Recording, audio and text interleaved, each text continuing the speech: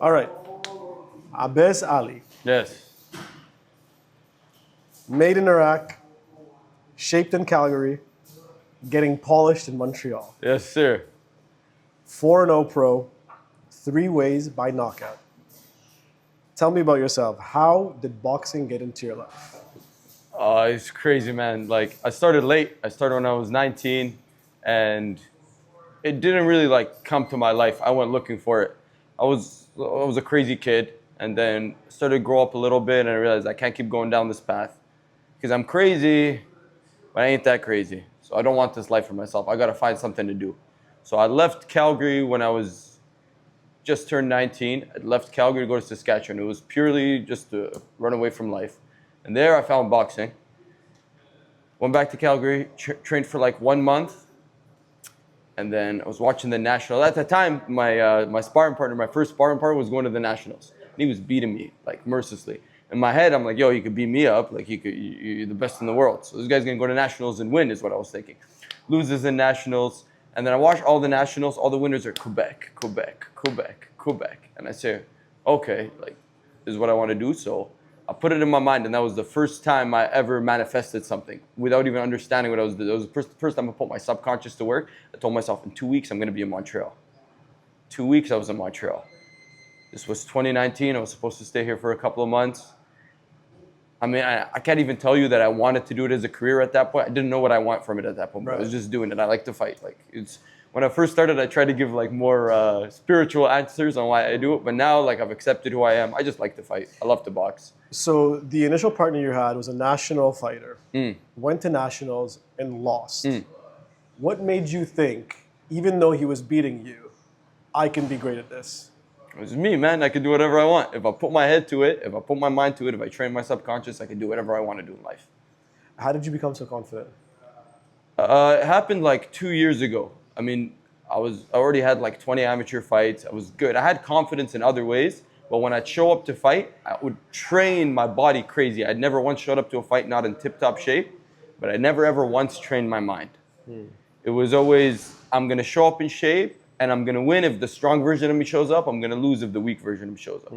2 years ago, I was in England and my coach, he started to brainwash me. He really started to brainwash me. And I've learned now, every man, every human has two choices. You're either actively brainwashing yourself for the good, or you're subconsciously brainwashing yourself for bad. The second you stop working on your mental and the second you stop reaffirming your mental, your body's just going to work against you. It's just how humans are. You're going to get negative. You're going to doubt yourself. So to be honest with you, training, that's how I got confident. Training, not just physical training, that helped a lot for sure. Winning fights, going pro, that helped a lot in terms of confidence. But mentally training every day, doing my meditations, that helps my subconscious. What would your coach do to brainwash you? What would he say? Since I trained with him, every fight I've had, I've ran through the fight hundreds of times in my head. Tell me you're going to stop them like this. You're going to move this way because they can't move on the right like you can move on the right. And I used to think it was really corny because I was a tough guy, you know, in my head. So I was like, I don't need none of this. I don't need to watch no video. I don't need to listen to no meditation, do no breathing exercises. I'm me, I'm tough, I'm good. And it was true, but it wasn't enough. It's never enough for everyone. You got to train everything. Everything in life, you got to train it. You got to get better at it. And yeah, he brainwashed me, man. Like he would have me, we would go into sparrings with very high level British fighters that I'd seen on TV before. We'd go to fights, British tournament, high level guys with way more fights than me. Right. But he really taught me how to shape my brain the way I wanted to. So you've been in this fight world for a while. You've dealt with people from all ranges, all categories, from amateur to pros to champions. Does mindset separate champions and 100%. average fighters? 100%. Yeah. First coach I ever had, shout out Hercules Cavellos. He told me when he made the top 10 in the world, his coach at the time told him, there's no difference between number 10 and number 1 physically. You can all throw good jabs, you can all throw a solid right hand, you can all slip, you can all move, you all got good IQ. It's just this. It's who's stronger the day of the fight here. And we've seen that in professional fighting all the time. Someone who's maybe physically stronger, who we all thought had the better ability, and for some reason they buckle.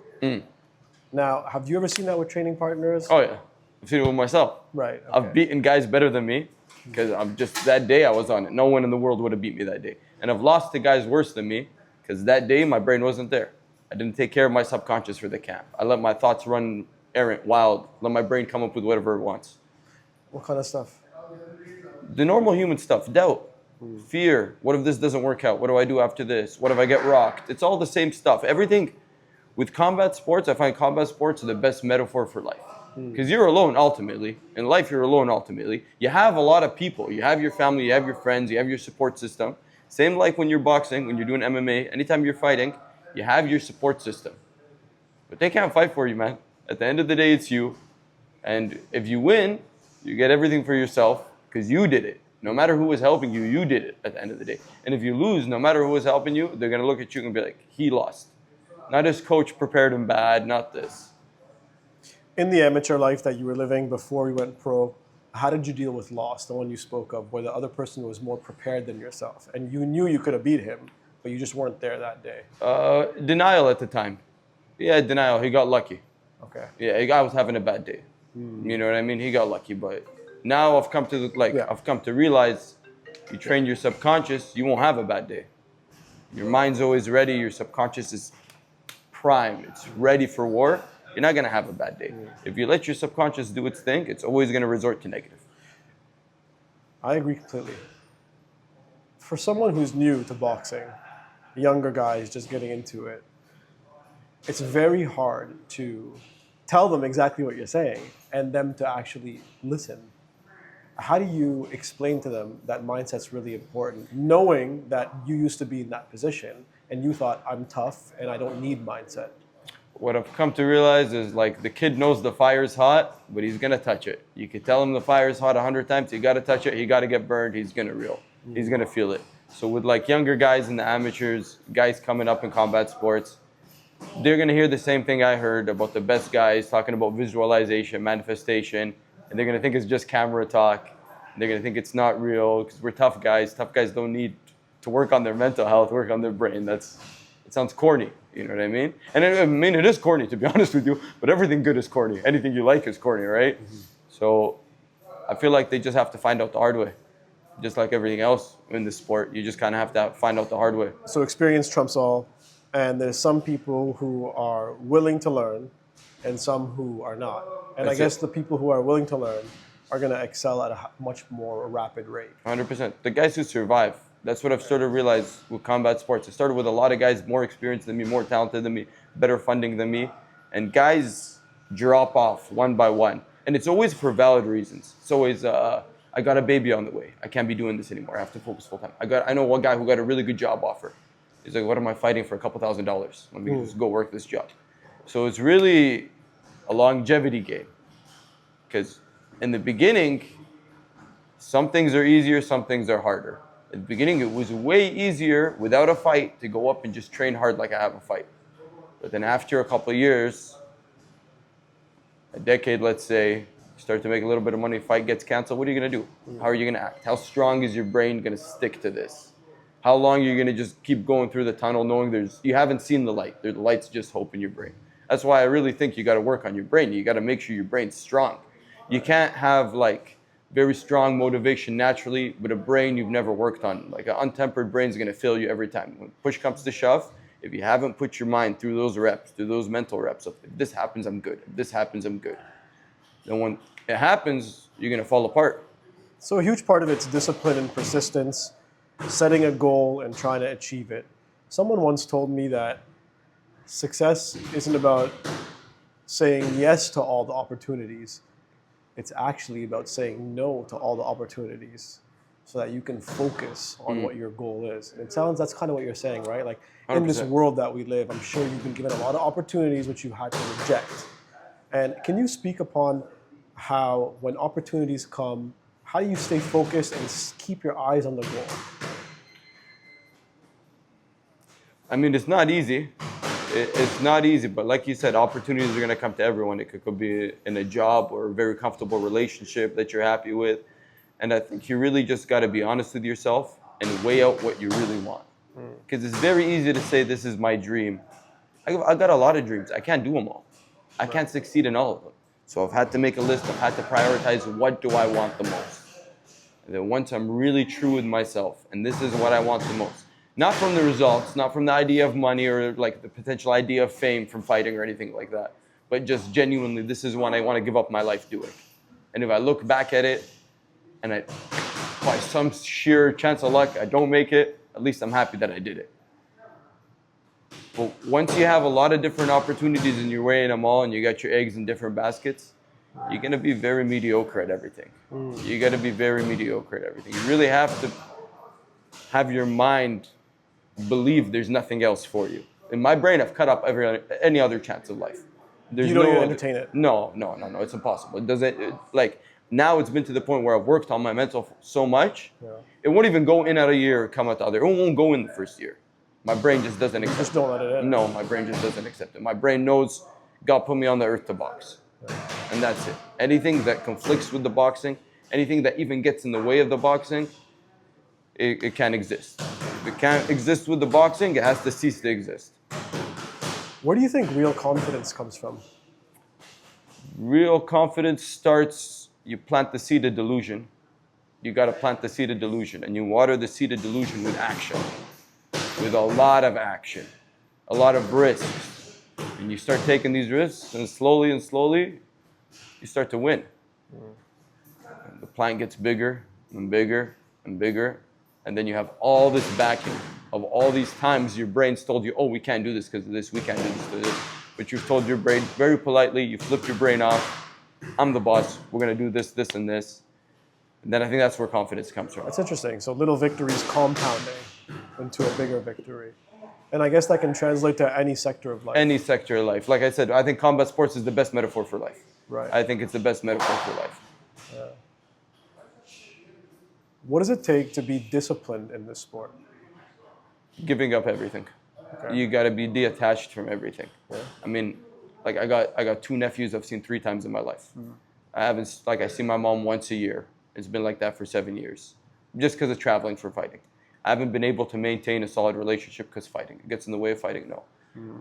I'll get a good job, I'll work it for a month, fight gets booked, peace, I'm gonna go fight. You know, that's really interesting because I was talking to a neuroscientist recently and I was asking them how they're so accomplished, how they did their PhD, how did they publish, all of these things. And they said exactly that. And it's a whole different field. They said, when I was doing my undergrad in university, when people want to go out and have fun, I would say no, I would study.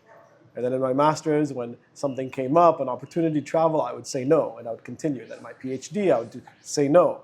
So it's really interesting that the key to growth is prioritizing and saying no to the things that people want to do, the fun things in life. That's right? it. The temptations of life. Yeah. And like temptations are temptations because they're fun. I love to go. Yeah. You know what I mean? I love to go. I love to eat. Yeah. I love to travel for fun. Way more, like sometimes I'll come back from a trip. Yeah. Some guys will be like, how's your trip? You went to XYZ country. In my head, I'm like, no, I didn't. I didn't see shit. I'm just, you know what I mean? I'm here to box. I'm there to work. Exactly. Yeah. So Do you look at it as a job? Yeah, 100%. 100%. But I mean, as much as I look at it as a job, I look at it, job's an understatement. I'll take that back. I look at it as a calling. I genuinely believe it's what God put me on this earth to do. Because, I mean, I'm not good at anything else. So why would he give me this gift if he didn't want me to do it? I'm not good at nothing else I picked up early was I good at. Boxing, I picked it up. I had my first amateur fight in 3 months of training. I won it. I remember seeing like guys in suits clap and stuff like that. And in my head, I was thinking like, a couple of years ago, I was getting kicked out of school. I was getting the cops after me for the same kind of stuff to get the same emotion out of me.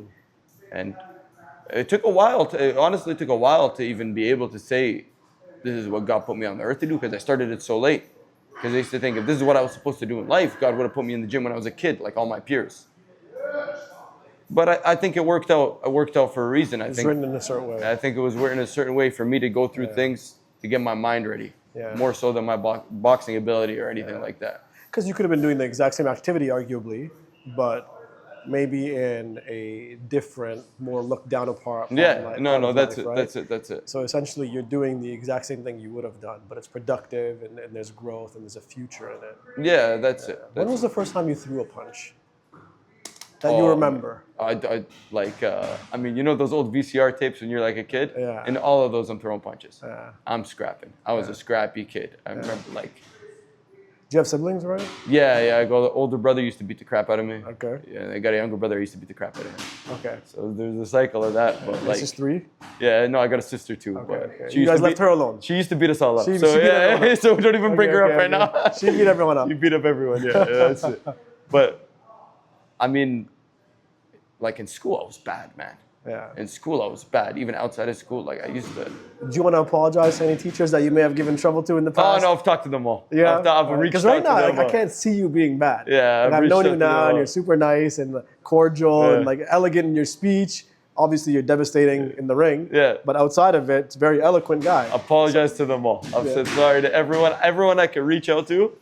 I've said sorry to. Teachers in Calgary, Teachers in Calgary. listen up. He's sorry. Guys I grew up with in the Northeast. All of them.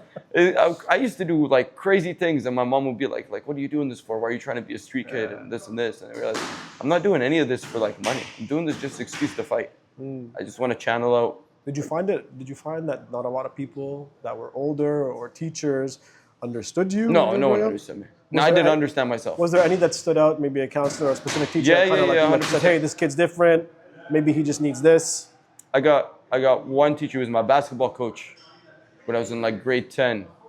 Shout out Abdurrahman. He took care of me, man. He made me understand that like to dream is okay. Like you're not crazy. To dream is okay. And he made me understand everyone dreams, but no one goes after it. And then he really, if it wasn't for him, even though I met him way before boxing, if it wasn't for him, I wouldn't have understand that like I want to do something with my life. You think he gave you an initial belief in I yourself? think he gave me an initial belief. I think How did you feel before meeting him? not to say I didn't have belief, but I was like, life is just life. Who cares? You know what I mean? It was very like whatever. Who cares? You didn't have plans. No, nothing. Like Okay. even like aspiration was to get rich. That's it. There's nothing behind how I'm gonna get rich. Very like typical teenage. I'm just gonna get rich. Which boxing club were you a part of in Calgary? Calgary, no one, man. None, right? No one, man. To be honest with you, like Okay. I'll Did you shout go out. from gym to gym? or- Yeah, I went from gym to gym. Never settled anywhere. There's 2 Palestinian brothers I used to train with. Shout out to Atmi bros. They used to come here for camps. Oh, wow. And they told me about this place. Oh, wow. Okay. And like, bro, I needed to get out of the city too. You know what I mean? Because I needed to change. Right. And you can't change when you're in the same environment. Right. You can be someone new, but when you go somewhere else, you can really change. You can really be who you want it to be. Right. So I moved here. I was staying in the dorms. I lived in the dorms for 3.5 years. I lived in the dorms. And then after that, my coach at the time opened his gym. So I moved out and I was living in a little closet in his gym. Okay. So I spent like 4.5 years of my life Wow. living in gyms. Shout out TriStar. Dorms, Yeah, shout out TriStar, man. I love TriStar. Every time I come back, even though I haven't trained, actually like hard trained for a camp or a fight in this gym in years, I love it. It's my super home. surprising to me, man. I've seen Yeah. you here all the time. It seems like you're a regular here. I can't get away from it. Yeah. Like if I'm in the city, this is where I want to be. What's it like seeing Faraz on a daily basis and other pro fighters from the UFC and boxing pros and wrestling pros and ex-Olympians? What's it like being in this type of environment for a crazy, up-and-coming, potentially devastating boxer like yourself? You need to be in an environment like that. You have to be in a good environment. You have to be, if you're in the gym and everyone's looking up to you and you're the talk of the town, bro, you got to change your gym. You got to change. Obviously, you get to the point where it's impossible because you are the talk of the town. You know what I mean? So you're not going to find anywhere better. That's really interesting because the same type of analogy exists in regular life. Let's call it civilian life. Yeah. Because we don't live as civilians here. No, that's it. Let's be honest. No. Right? There's military, there's civilians, and there's us. Yeah. So in civilian life, they say if you're the smartest person in the room, you're in the wrong room. 100%. And I guess that's exactly what you're saying. Exact same thing. Interesting. Exact same thing. If I'm not in a very like positive, competitive way, not in a jealous way, but if I'm not looking at my peers and seeing where they were gonna fight, who they have lined up, even what their purses are, I'm competitive as hell. You know what I mean? I want to make the most money. I want to sell the most tickets. I want to be the most famous. I want the most glory. I want the nicest knockout reel. And if I'm not looking at, if my buddy's not going to fight and I see his KO and I'm like, damn, what a KO. And he did that on that stage. And I'm looking at the stage I'm fighting at. And if I'm not thinking, oh shit, I'm going to get to that stage. This is what I want. This is what I want. Then I'm in the wrong room. I'm in the wrong room.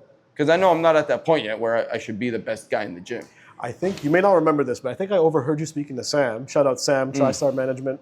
And I was there, and you were speaking about your last fight, and you were upset, even though you won. You were upset you didn't get the knockout. Yeah.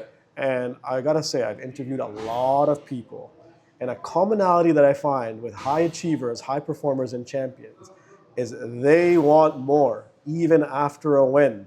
What did I do wrong? How can I do it better?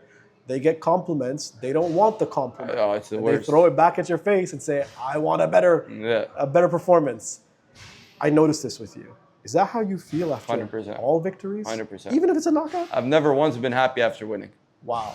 Only thing I've ever felt after winning, I didn't lose. I did my job. Same as a guy going to his 9 to 5. He don't give himself a pat on the shoulder for making it to the shift. You did your job. So that's a great attitude. That's how I feel about it. That's a great attitude. If I knock him out, I should have knocked him out 10 seconds before. If I knock him out in the first 10 seconds, should have been right after the bell. It's never good enough. Never good enough. It's never good enough. Because in a sport like this, where you can't be perfect, you have to keep chasing perfection. The second you get complicit and you're happy with 1 knockout, 2 knockouts, you're happy with the decision. I mean, the decision win, no disrespect to anyone who had, I know, hopefully I never see another decision win in my life. But it happens, matchup makes fights, we all know. It happens. Styles make fights. Sometimes it just doesn't go. Sometimes the guy has a rock of a chin. Decision just doesn't feel like winning. I feel like winning when I see buddy on the floor sprawled out, losing his conscious, and I'm like, okay, I won the fight. This is a fight. So I won. That might sound a little extreme to the non-fight community, the civilians. They might be hearing you being like, oh, this is pretty intense. But I love all my opponents. This is what it is. My routine after fights, go chill with my opponent. Grab him a beer, smoke a cigarette with him, whatever it is. But I'm good with all my opponents. I have no ill will. It's more like towards myself. Like, you didn't do that. You didn't do your job. You know what I mean? Like, what do you do? It's a great outlook. Because listen, I've been in the gym community for a while now. So have you, of course. You've lived in gyms, literally. You come across a lot of people, a lot of different personalities. What are toxic personalities that you like to stay away from in gym environments? The guys who didn't live their dreams out. All the fighters I know who did their career to the best of their abilities, no matter what the circumstances are. You're going to have financial problems. Your wife's going to divorce you. You're going to get injured, whatever it is. Like, there's things in life, no matter who you are, you cannot be free of them. Someone's going to die. Unknowns. Someone's going to die in your family. Like, you're not going to be happy all the time. But the guys who actually put everything on the line and they have no regrets, the nicest guys I met in the gym. The guys who, in the back of their head, they know they skimped out on this, they didn't do this, they didn't live out their career to the best of their abilities, they're always the guys you want to stay with. That's the toxic personalities in the gym. They're the bitter ones. They try to tell you what you can and can't do. They try to tell you how to do your career. They're very controlling. Because of their own regrets. Because of their own regrets. That's interesting. George is the best example. George is the nicest guy in here. Best example, the opposite spectrum. Nicest guy in here. Most successful guy in here. He's a really interesting character. Not a coincidence. He's a really interesting character. He gives anyone, and I truly mean this, anyone the day of time. You could be a CEO of a Fortune 500 company, or you could be someone cleaning the mats. George is going to talk to you the same way he would to either or, and give you the same time. Exactly. That's incredible considering how popular and famous he is, right? All the good guys are like that. That's what I've realized. All the guys who really achieved everything are like, I mean, last year in Thailand, I was with Kaosai Galaxy. He's not so famous now because it's like 20 years ago he was fighting. He's the best Western boxer to come out of Thailand. They say when he used to fight, there was no traffic in Bangkok. When I went to meet him, I complimented him on one of the fights from his fights that I watched for a long time ago. He gave me a bow, told me thank you for watching my fight. Wow. And I go, that's insane. Did you train in Bangkok? Yeah. I trained with him. Yeah. What was that like? Oh, it was nuts. I did my first 3 pro fights there. Okay. And I did my first 2 in a all Thai camp with Chachai Sasko. Shout out Chachai, great coach. Then my second one with these Filipinos, Frank Jaro, Coach Frank. Okay. Also in Bangkok. And I mean, you think you're hungry. Like you think when I thought I was hungry living in the dorms, till you see what some of those guys are doing, and then you understand who you're in competition with. You think traveling gives perspective? 100%. Traveling, I think no matter what your career is, you got to travel because the world's so big. For you to sit and live in your small bubble of a couple million people and to be content with it, I think is almost arrogant to think you're even going to learn ever. Like, I mean, your life's so short. You might as well, you really just want to fill it with experiences. I mean, whenever I fight abroad, all my fights abroad, I always joke, double XP. I'm getting double XP. I'm leveling up faster. I'm leveling up faster. Everyone wants to see me lose. I'm the away guy. You know what I mean? I'm a guy in his away country. Don't speak the language. You have to pick up on 1-2 words in the language. You have to adapt with the environment. And it's just in England, I remember in England, I was I'm going from hostel to hostel. Not a dollar to my name. I don't know how I'm going to eat next week. But I just had some crazy sparring with world ranked guys. I'm on top of the world. I was the richest guy in the world then, you know what I mean? I was loving life. Yeah, it seems like with that attitude, you almost can't not succeed. Yeah, that's the idea. That's why I'm big on meditations. That's why I'm big on breath work. That's why it's easy to train your body, man. Like training your body, everyone trains their body in here. You come in here, you come into the gym, everyone does the same training. I mean, with boxing especially, you go to the best gyms in the world. They do the same thing you do in your first kid's boxing class. They skip rope for a couple rounds. They shadow box for a couple rounds. They hit the pads. They spar. There's no secret. But the best guys, when you're home and you're doing nothing, second, third training is up here. And they're actively working on their brain. They're actively working on my brain. Even my last fight, I know why I never stopped the guy. My first 3 pro fights, my last couple of amateur fights, I knew exactly how I was going to stop the guy. I knew exactly how I was going to stop the guy. I wasn't going to try to stop the guy with a method. I'd wake up the day of the fight to go stop this guy with the method. And it wasn't like just we're working on combinations on the pads or sparring. No, I'd go to sleep. I'd see myself stopping him like that. I'd wake up. I'd see myself stopping like that. I'd look at my coffee, and my cup of coffee, I'm stopping him like that. So it was just a matter of time till I go stop him like that. My last fight, I tried to stop him a certain way. My brain, because I faltered for just a second with my mental training. I was in tip-top shape. But it's the same way. You could train for a week. You take 1 day off, 2 days off. What happens? You lose a lot right away. You got to keep maintaining. And you're like, the subconscious is... When you envisioned yourself stopping the guy, did you envision it in multiple ways or one specific way? One specific way. Okay, and that happened. And I started to test it. Wow. Because the first 2 pro fights, I stopped them a certain way. But they were very, not unique to my style. That's what I do. That's how I box. So yeah, okay, maybe I just guessed that I was going to stop him that way. So I had to prove to myself that I'm going to stop him a certain way. A really good left-hand game. Me and my right hand were not the best of friends. The third fight, I said, I'm going to stop him with overhand right. Punch, I never slow. I'm going to slip inside, stop him with overhand right. Because I knew at what range I could draw his jab out. And I'm like, this is the test. Let's see how far I could push my brain. I just stopped him with overhand right. What do you feel walking out to the ring? Nothing. No, nothing. I just enjoy. It's already done. Now it's already done. Before I used to feel excitement, anger. Now it's already done. The fight's been done since I did it in here 1,000 times, 10,000 times. I'm just going to do it. It's already done though. You work, you go to your shift, you finished at 5. So the shift ends, you know what you're going to do in the shift. So the same thing with the fight. Where do you want to fight next? Sorry? Where do you want to fight next? I'm looking at Calgary in September. It's crazy. I only ever fought at home once, which was my last fight. And the whole other road, I've been, every other fight, I've been an away guy. Either here, England, Thailand, I've been an away guy. But man, I love being home. I love being home. I love seeing my guys there, my family there. It's hilarious. And the best part the issue is you're not going to have to prove them wrong because they're not going to be booing you. They're going to be cheering for you. Yeah. But I know, but I got to prove myself wrong still. Right. I got to prove myself wrong every time. And I got to prove myself right too. There's a side of me I have to prove wrong every fight, but there's also a side of me I have to prove right. And that's the side of me that I'm building with meditations, with my breath work, with brainwashing my subconscious. Really, that's my favorite way to put it, is brainwashing my own self-conscious. Like I'm MK Ultra experiment.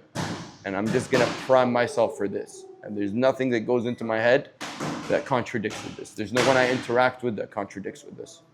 When do you typically do breath work? Morning. In the morning when you wake up? That's why, shout out Apex Meditations.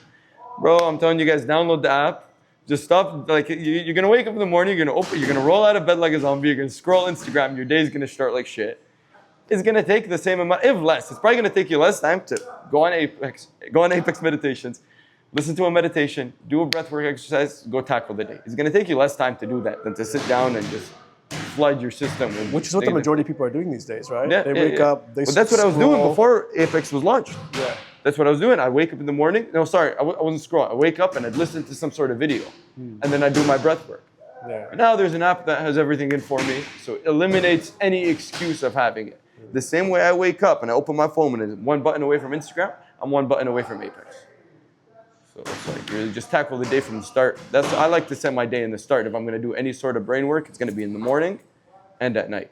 In the middle of the day, I'm going to actually live the day. Morning and at night, I'm going to plot for the future. What's a foundation of a good boxer, you think? It's an open-ended question, right? But like, let's talk more so about a hybrid between biology, like what you've been given, right? Like Mike Tyson has big legs and a huge neck. This helps. Yeah, right? yeah, for sure. But he also has an unbeatable mindset, right? Like he was brainwashed. Yeah, that's it. Right? So it's like a 2-in-1. So like, it's probably different per weight class. But what do you think, if you had to construct a human being, the perfect fighter, perfect boxer. How would you build that person? Perfect boxer. I think physically, the most important thing is your eyes. You gotta be sharp. You gotta forget 60 frames. You know what I mean? You need crazy eyes. You gotta be sharp. I think physically that's the most important thing. Okay. After that, your lungs, 100%. Your cardio. Right. And then I know you wanted to stay on the biology side of things, but I can't leave the brain out.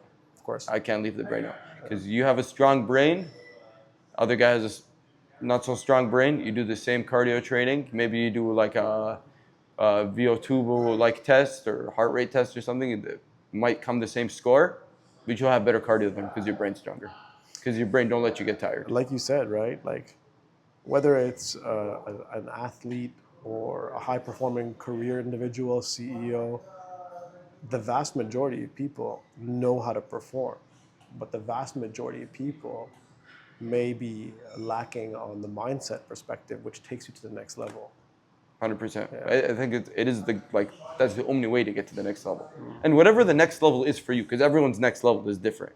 But I find everyone, no matter the career, you're going to reach a wall where your physical abilities and your base abilities God's given you, they're going to reach a ceiling. And you have to transform yourself.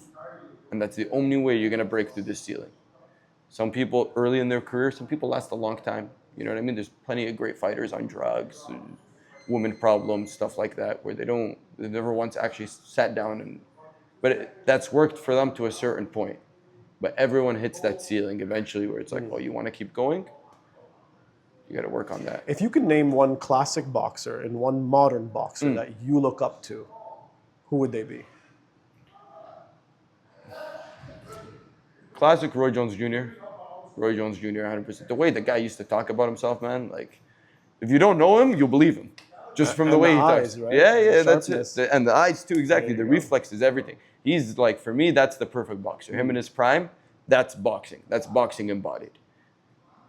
Like the way he'd move, the way he'd talk, the way he'd think, that's boxing embodied. Currently, I really don't like to say I look up to any of the guys because, I mean, I want everything these guys have, man. You know what I mean? Like everything they have, that's what I go to sleep thinking about. So I wouldn't say I look up to them, but I like Usyk. I like the way Usyk thinks about things. God-grounded guy, no cheating scandals, no drug scandals, no criminal charges, just a genuine good role model. Very strong mentally, very strong physically. And then having God in your life, I think is very important. So just the fact he has that, he doesn't have an interview where he doesn't mention God, that's a guy I could say I look up to because of that. But the modern guys, man, I want everything they have. You know what I mean? Yeah. Why not? Yeah. That's what I'm here. That's what I'm here for, right? If they do it, why can't that's I? It. That's and it. That's a strong mentality to have, right? Most successful people think this way. They don't think it's impossible. You can't put people, once you put someone on a pedestal, you separate them from you. So you're not going to achieve what they do. That's a really strong point. If you look at them like there's some sort of supernatural, like God-gifted talent, and you can't do what they do. You could do anything anyone does if you do what they did. Really, that's the hard part. Yeah, that's a really strong point. So, being in Montreal, there is some world famous boxers in the city. Have you had a chance to meet them or spar with Yeah, them? yeah. Definitely. I mean, if there's one guy I'm gonna shout out right now, shout out my guy Chan Thompson. This guy's a gem, God-fearing guy. He'll do his camps in Vegas whenever he's here. He'll help me out. He's got like 20 pro fights now. A couple years older than me. That's a guy again where like I'm like, yo, thank you for your help. Every time I see him, every time I spar with him, thank you for your help, kind of thing, because it genuinely comes from a good place. But other than that, I'm not mentoring no one. Abbas Ali, thank you so Thank much, you. man. It's Thank been you, man. amazing. Thank you. Can't wait to watch in September, hopefully, Yes, sir. for a KO. September Another one to rack 26th, up. 4 KO. Back on my KO ways. I'm never going back. No more decisions for me. You want to shout anything out right now? Shout out my guys, Mohawk Heavy Silver Works. Shout out BMF Towing. Shout out Double Funds. Thank you to all my sponsors. Shout out Apex Meditations. Download Apex Meditations. Change your life today, guys. No one's going to do it for you. Let's go. Thank you. Thanks, guys. Yes, sir.